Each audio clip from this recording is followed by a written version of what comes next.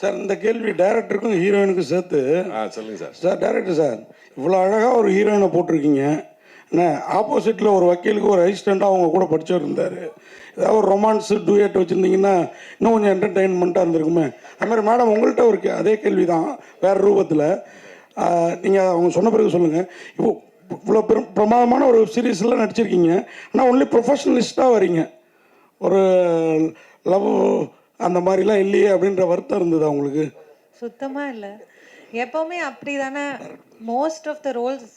ஒரு இப்போது நிறைய இந்த ப்ரொஃபஷ்னலாக ரோல்ஸ் கிடைக்குது. நிறைய முன்னாடிலாம் அப்படி தானே கதாநாயகிங்க வருவாங்க. ஸோ இந்த மாதிரி ஃபுல்லாக ப்ரொஃபஷ்னலாக கிடைக்கிறது எனக்கு ரொம்ப சந்தோஷமாக இருந்துச்சு. எங்களுக்கு கொஞ்சம் வருத்தமாக இருந்தது. டேரக்டர் சார் நீங்கள் சொல்லுங்கள் அதுக்கு ஒரு பதில். இல்லை, ரொமான்ஸ் தனி ஸ்கிரிப்டாக பண்ணிக்கலாம். இந்த இதில் டிமாண்ட் பண்ணல.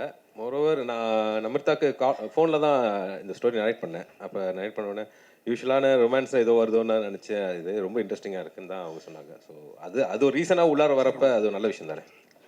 சரவணன் சார், அதே மாதிரி இந்த வெப் சீரிஸுக்கும் சினிமாவுக்கும் என்ன டிஃப்ரெண்ட் பார்க்குறீங்க? சம்பளம் இந்த மாதிரி 40 நாள் 14 நாளில் முடிச்சிட்டாங்கங்கிறீங்க. சினிமானா அப்படி ஒத்துப்பீங்களா? ஒத்துக்க மாட்டேன்.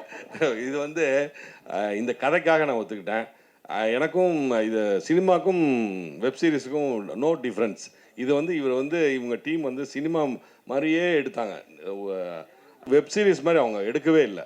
அது நான் வந்து ஹானஸ்ட்டாக சொல்கிறேன். எந்த கோர்ட்டில் வேணாலும் சத்தியம் பண்ணுவேன். அதனால இது வந்து வெப் சீரிஸ் மாதிரியே இருக்கு. ஷூட்டிங் அப்போ இல்லை சார்.